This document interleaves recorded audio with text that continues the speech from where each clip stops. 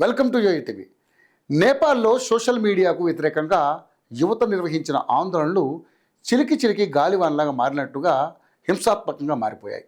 ఈ ఆందోళన దెబ్బకు చివరకు నేపాల్ ప్రధాని కేపీ శర్మ ఓలీ తన పదవికి రాజీనామా చేసి దుబాయ్ పారిపోయారు. మంత్రులు తప్పనిసరి పరిస్థితుల్లో రాజీనామా చేశారు.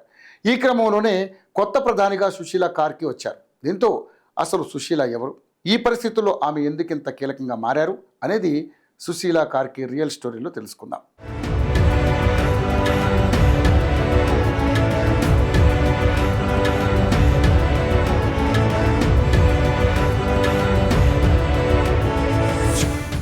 సుశీలా కార్కి జూన్ 7, 1952 తూర్పు నేపాల్లోని భారత సరిహద్దుకు సమీపంలో ఉన్న బిరాట్ నగర్ శంకర్పూర్ 3లో జన్మించారు. 7 సంతానంలో ఆమె పెద్దవారు. 1971లో త్రిభువన్ యూనివర్సిటీలోని మహేంద్ర మొరాన్ క్యాంపస్ నుంచి బ్యాచిలర్ డిగ్రీ పూర్తి చేశారు. ఆ తర్వాత 1975లో బనారస్ హిందూ యూనివర్సిటీ నుంచి పొలిటికల్ సైన్స్లో మాస్టర్స్ డిగ్రీ పొందారు. 1978లో తిరిగి త్రిభువన్ యూనివర్సిటీలో లా డిగ్రీ చదివారు. 1979లో బిరాట్ నగర్లో న్యాయవాదిగా ప్రాక్టీస్ ప్రారంభించారు.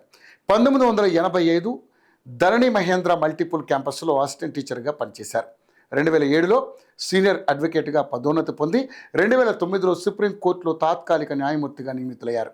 2010 నవంబర్ 18న శాశ్వత న్యాయమూర్తి అయ్యారు. 2016 కొంతకాలం సుప్రీంకోర్టు తాత్కాలిక ప్రధాన న్యాయమూర్తిగా వ్యవహరించారు. 2017లో నేపాల్ సుప్రీంకోర్టు తొలి మహిళా ప్రధాన న్యాయమూర్తిగా జూన్ 6 వరకు పనిచేశారు. ఇక సామాన్య కుటుంబంలో జన్మించిన జస్టిస్ సుశీల 32 ఏళ్ల పాటు న్యాయవాది వృత్తిలో ఉన్నారు. 2012లో అవినీతి కేసులో ఒక మంత్రికి శిక్ష విధించిన 2 సుప్రీంకోర్టు న్యాయమూర్తుల్లో ఆమె కూడా ఒకరు. అవినీతిపై నేపాల్ చేస్తున్న పోరాటంలో ఇది అప్పట్లో ఒక సంచలనం.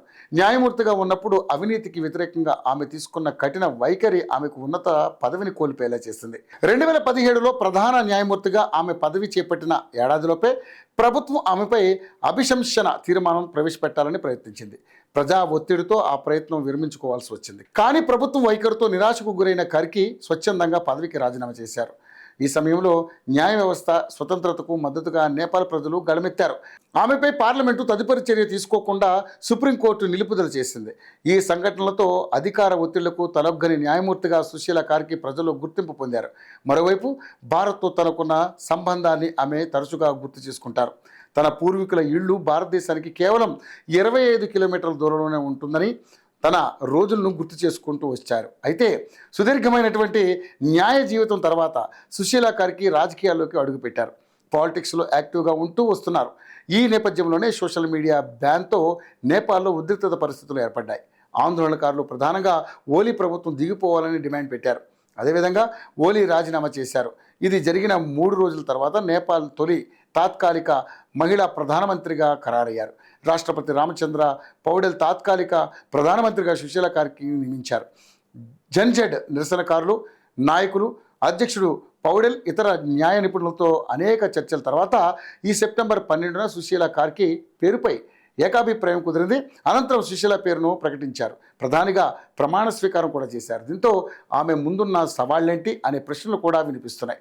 అన్ని పార్టీల మద్దతును పొంది దేశంలో హింస, శాంతి భద్రతల సమస్యలు తలెత్తకుండా చూడడం ఆమె ముందున్న పెద్ద సవాల్. సుశీల న్యాయ రంగంలో అద్భుతంగా రాణించారు. తనను తాను నిరూపించుకున్నారు. కానీ ప్రధానిగా ఆమె ఎలా రాణిస్తారో చూద్దాం మరి.